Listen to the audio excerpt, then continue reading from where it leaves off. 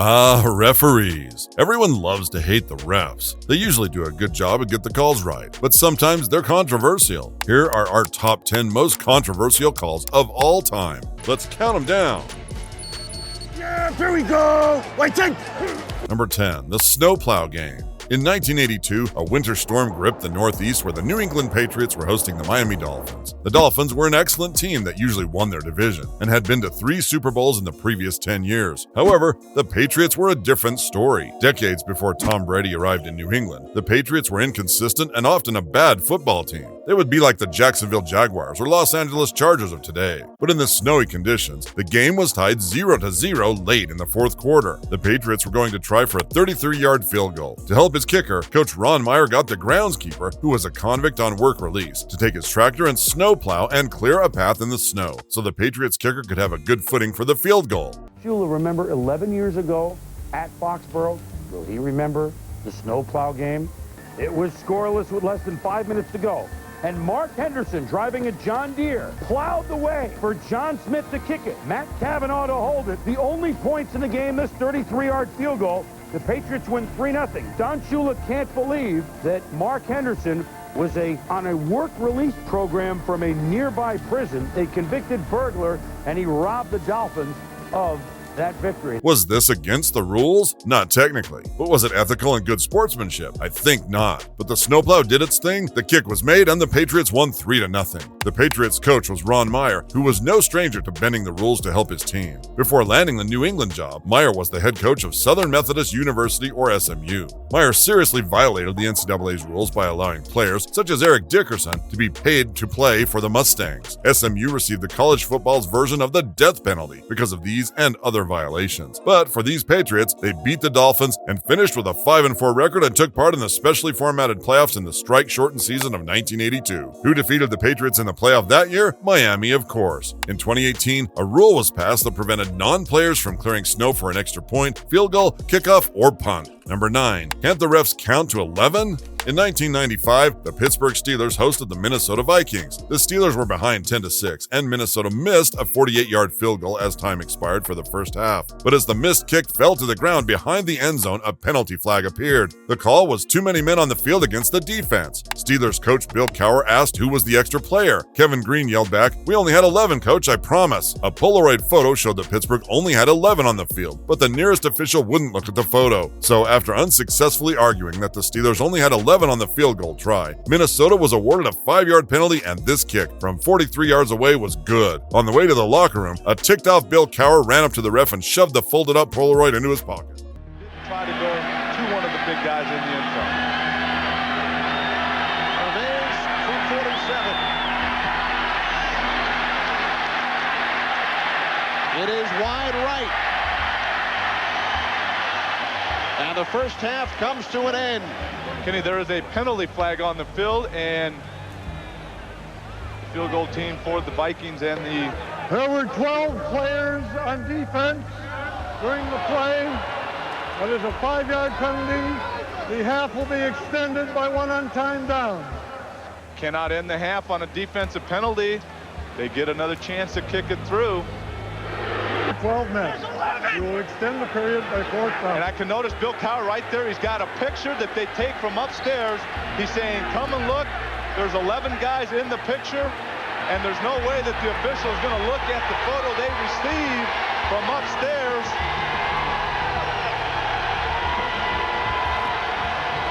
Unbelievable, the technology today. Bill Cowher has a picture of what we just saw. This time, the field goal by Reveiz is good. And look at Cowher. He's running towards the referee, Gordon McCarter. At midfield, he is in McCarter's face with the picture. Oh, and he sticks it in his pocket. This may have made Cowher feel better at the time, but it did nothing to help the Steelers win the game. They lost 44-24, and the coach received a $7,500 fine for touching the referee. 2 refs involved with the call also received fines for missing the call and were suspended for 1 game. Number 8. Can't the refs tell the difference between heads and tails? The Thanksgiving Day game in 1998 between the Steelers and the Lions went to overtime, and as the visiting team, the Steelers made the choice of heads or tails for the coin toss. Jerome Bettis said tails, and the refs picked up the coin showing tails and awarded the choice to the Lions. A frustrated Jerome Bettis tried arguing with the official, but he could not change the referee's mind. It was Detroit's ball. Heads. Call it plays in the air. Heads. It is a tails. Oh, I believe he said tails. Didn't the Steelers win the coin flip? Did you hear Bettis say heads or tails? The referee claims that he heard Bettis call heads, so when he showed the coin showing tails, he awarded the choice to the Lions, who chose to receive the kickoff and kicked a field goal to win the game. A directional microphone picked up Bettis saying heads tails, so that's why the ref said the Lions won the toss, because he heard Bettis say heads first. Later that week, NFL Commissioner Paul Tagliabue declared that the heads or tails call would be made before the toss and not while it was in the air. Number 7. Holy Roller. In 1978, the Oakland Raiders faced divisional rival San Diego Chargers and were losing 20-14. Oakland had the ball on the Chargers' 14-yard line with 10 seconds left in the fourth quarter. Quarterback Kent Stabler dropped back to pass and also dropped the ball. The ball rolled forward and was pushed towards the goal line. Tight end Dave Casper batted and kicked the ball forward and fell on it in the end zone for a touchdown as time expired. NFL rules state that if a player intentionally fumbles forward, then it is a forward pass. But the officials later said that they could not determine whether the Raiders batting the ball forward was intentional.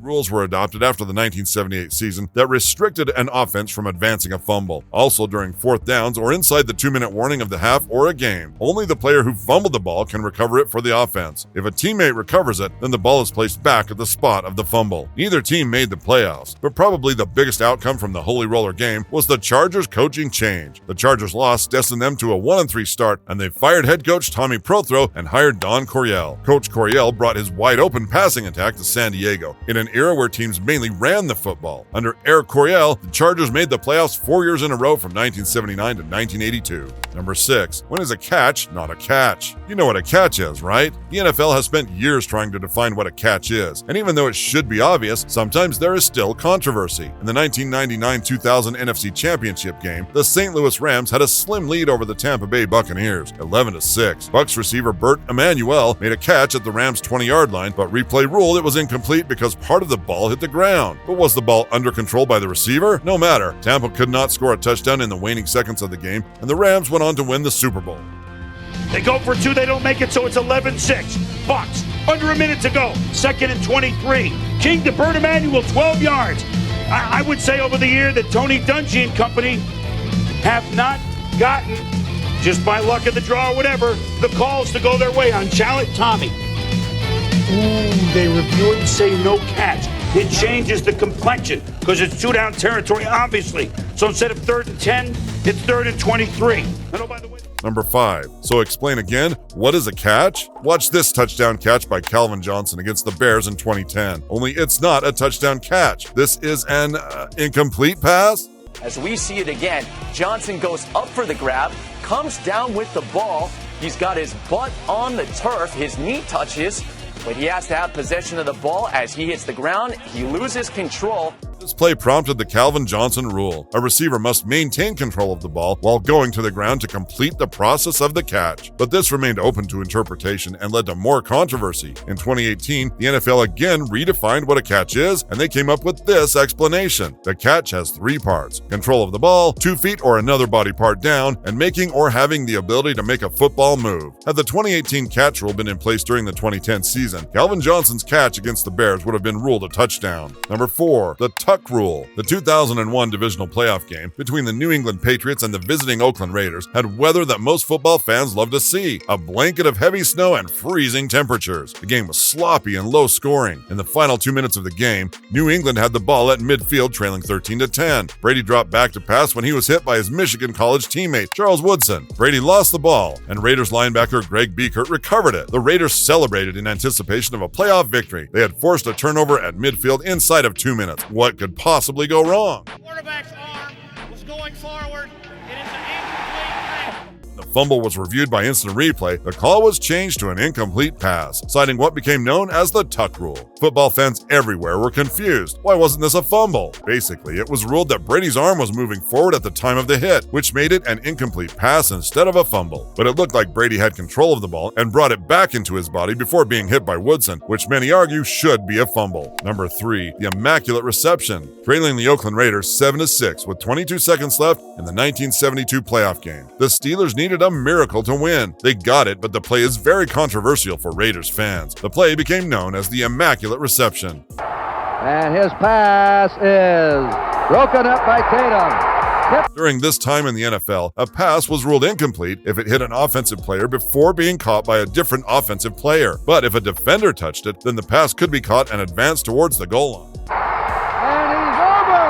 There was also no official instant replay during this time in the NFL. Replay would not be used by refs until 1986, so if the referees made a mistake, then the mistake was the official call. The Raiders claimed that Steelers running back Frenchy Fuqua touched the ball before Franco Harris caught it, if Harris even caught it. The Raiders also claimed that the ball touched the ground and Franco Harris did not make the catch. Watch this, ricochet. The Steelers claim that Raiders safety Jack Tatum touched the ball before Harris's catch. And of course, the Steelers also claim that he caught it before the ball hit the turf. This is what was called by the officials and allowed the touchdown to stand for Pittsburgh to win the game and advance to the AFC Championship game, where they would lose to the unbeaten Miami Dolphins. Together. Then he walks out into the middle field and says touchdown. 5 or 10 minutes later. No one knows who that guy talked to and what was said on that telephone call. Number 2, it ain't pass interference for the Saints. In the 2018-2019 NFC Championship game, the Rams and Saints were tied 20-20 with 1:49 left in the game. The Saints had the ball on the Rams' 13-yard line. Drew Brees threw the ball to Tommy Lee Lewis on the right sideline when Rams defensive back Robbie Coleman sprinted over and hit Lewis without turning to see the ball. The hit occurred before the ball arrived, but the yellow flag stayed in the officials' pockets. 10. Quick snap. Brees. Pass is incomplete. No flag. Mike Pereira, if that was a penalty, that would have in essence ended the game. Did you think it was a penalty? Yeah, I really do. I know it's easy in slow motion. They're close to bang bang, but that was early enough. Even high contact on the recent. Clearly contact before the ball got there. Yeah, I mean, Sean Payton, he just simply cannot believe it, nor can anyone that's in the... Robbie Coleman admitted after the game that he had committed pass interference, and Rams coach Sean McVay said that you couldn't say that it wasn't a penalty. The Saints kicked a field goal to take the lead, but the Rams tied the game and forced overtime, where they won and advanced to the Super Bowl. Had the correct call been made, it would have been a 1st and goal from the Rams' 6-yard line. The Saints would have kneeled down and centered the ball for an easy game-winning kick with no time remaining on the clock. During the offseason in 2019, the NFL allowed for pass interference to be called by instant replay. Number 1, the Music City Miracle. The Buffalo Bills leading the Tennessee Titans 16-15 with 16 seconds to go in the AFC wildcard playoff game. All Buffalo has to do was kick off, then play good defense to prevent the Titans from scoring a field goal. Tennessee took the squib kick and ran to the right, tossed the ball to tight end Frank Wycheck, who passed it back to the left sideline to Dyson. Dyson had an escort of blockers all the way to the end zone to score the winning touchdown. But was it a lateral or a forward pass? Get it with about 12 seconds to go. And the ball was thrown from the 25-yard line and seems to have followed the 25-yard line into Dyson's hands. Dyson's down the sideline. Even though Dyson's body is in front of the 25-yard line, the NFL's lateral rule limits the ball from traveling forward. If it does, then it's a forward pass. Replay confirmed that this was a lateral and the touchdown stood. The Titans went on to face the St. Louis Rams in the Super Bowl. What did you see? Was it a lateral or an illegal forward pass? That is correct. That's the thing that one of the things that determined. Well, that's it for our countdown. What do you think of our list? Please let us know in the comments section below. And if you enjoy Football Fix videos, smash that like button and subscribe for more football content. We'll see you next time.